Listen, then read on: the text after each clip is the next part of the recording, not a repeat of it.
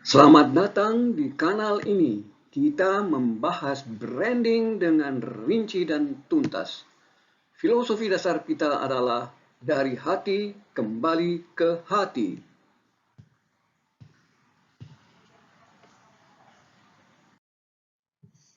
Teman-teman semua, selamat datang di kanal ini. Kita akan membicarakan brand unggul. Loh, bertanya, kok masa krisis ini membahas brand? Ya, justru pada masa krisis ini, brand itu sangat dibutuhkan. Kenapa? Brand itu akan merupakan sarana di mana produsen dan konsumen bisa saling mempercayai. Produsen dengan segala cara, dengan segala kemampuannya membuat suatu produk dan brand yang bermutu yang mampu memberikan solusi kepada berbagai segi, berbagai hal-hal kecil dalam hidup konsumen. Dan konsumen ketika dia berpengalaman dan dia bermuas, dia puas, maka jadilah brand itu merupakan tempat di mana konsumen itu percaya kepada produsen dan di mana produsen bisa membangun kepercayaan konsumen melalui brandnya. Kita tidak akan mendefinisikan brand itu apa, tetapi kita akan membahas bagaimana brand itu muncul, bagaimana brand itu dikembangkan, bagaimana gagasan brand itu digali. Jadi tema kita adalah dari hati kembali ke hati. Bisnis sebetulnya dari konsumen, berawal dari konsumen dan berakhir dari konsumen. Sesungguhnya dari hati konsumen artinya kita gali apa-apa yang di dalam hati konsumen, kemudian kita kembalikan ke dalam satu tawaran yang dikemas melalui brand, sehingga kembali lagi ke hati mereka dan kena di hati mereka. Jadilah brand itu merupakan bahagian tak terpisahkan daripada kehidupan sehari-hari konsumen yang kita sasar. Konsumen pasti memiliki hal-hal yang mereka inginkan solusinya. Ya, itu mereka memiliki tantangan, sesuatu yang kurang. Jadi misalnya kalau ada satu produk, dia merasakan kekurangan-kekurangan atau dia merasakan ada sesuatu yang belum ada di pasaran atau yang ada sekarang ini belum memuaskannya dengan sebaik-baiknya. Kemudian juga mereka atau konsumen itu memiliki tujuan. Tujuannya bermacam-macam. Misalnya kita contohkan saja pasta gigi. Barangkali tentunya tantangannya atau kekurangannya adalah ya giginya menjadi belum bersih dengan satu pasta gigi tertentu atau mulutnya belum begitu wangi dengan pasta gigi tertentu.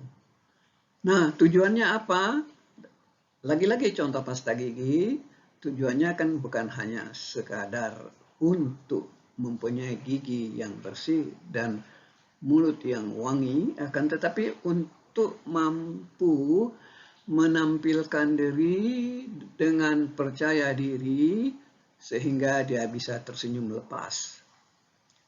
Pertanyaannya adalah untuk kategori-kategori yang Anda ingin masuk, yang Anda ingin bermain di sana, apa tantangan-tantangan khusus yang mereka hadapi.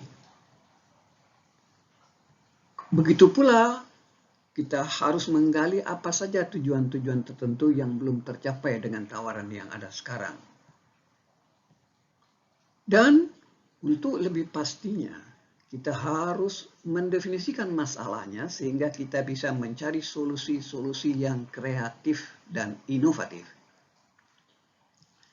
Atas dasar solusi yang kreatif dan inovatif ini, kita ciptakanlah, kita kembangkanlah yang namanya tawaran nilai.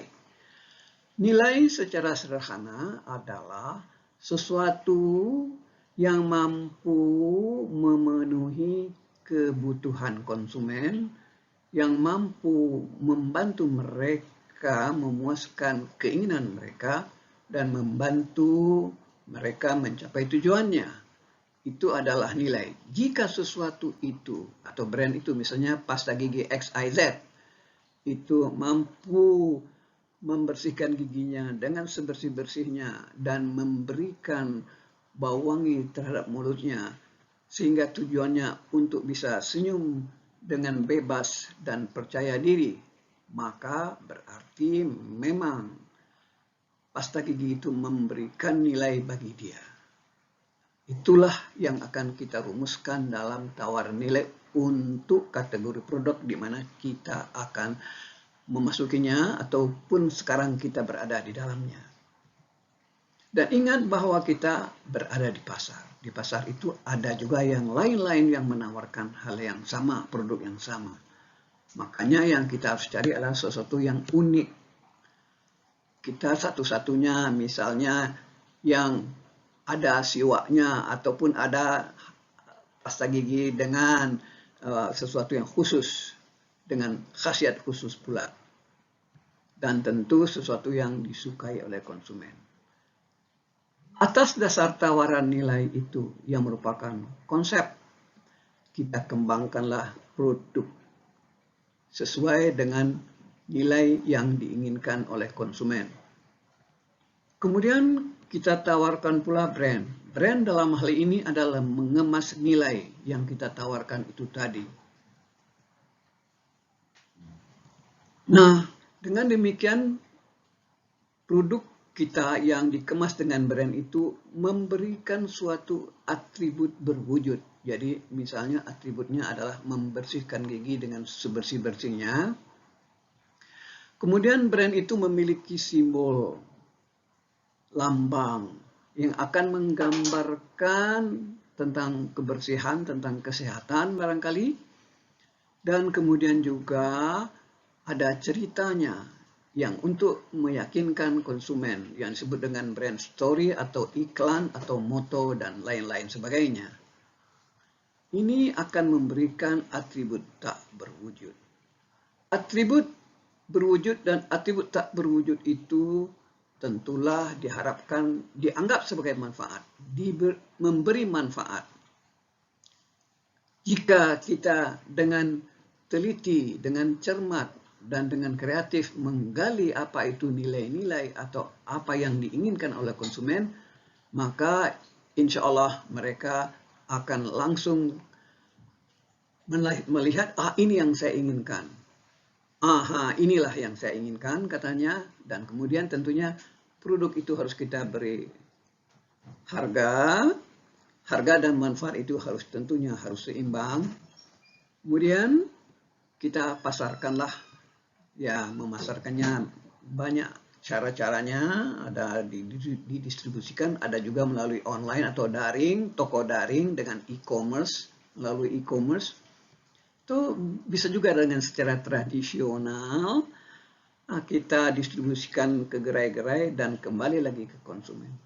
Itulah, jadi pemasar yang handal atau brand marketer yang handal mampu menggali intisari daripada apa keinginan konsumen yang tidak terpenuhi sekarang ini, apa yang belum mereka temui, dan kemudian didefinisikan masalahnya, diciptakanlah tawaran nilai. Jadi tawaran nilai itu merupakan inti daripada brand. Tawaran nilai itu merupakan rumusan daripada apa sesungguhnya keinginan terdalam dari konsumen yang belum terpenuhi.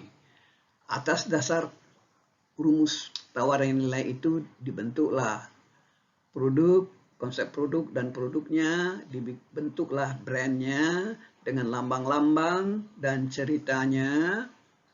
Itulah suatu siklus daripada pengembangan brand unggul. Brand unggul itu apabila memang dari hati konsumen kembali lagi ke hati konsumen dengan asyik. Silakan ikuti sesi kedua di mana kita akan membahas kenapa memang sekarang ini dibutuhkan brand dan bagaimana krisis ini mengubah sikap, mengubah perilaku dan juga merubah tata nilai konsumen. Terima kasih atas perhatiannya. Silakan like, dan subscribe ya. Terima kasih. Sampai next session. Insya Allah kita akan datang 2 kali seminggu, Senin dan Kamis. Terima kasih atas perhatiannya. Terima kasih atas perhatiannya. Jangan lupa subscribe ya. Ikuti terus kanal ini di mana kita membahas branding dengan rinci dan tuntas. Terima kasih.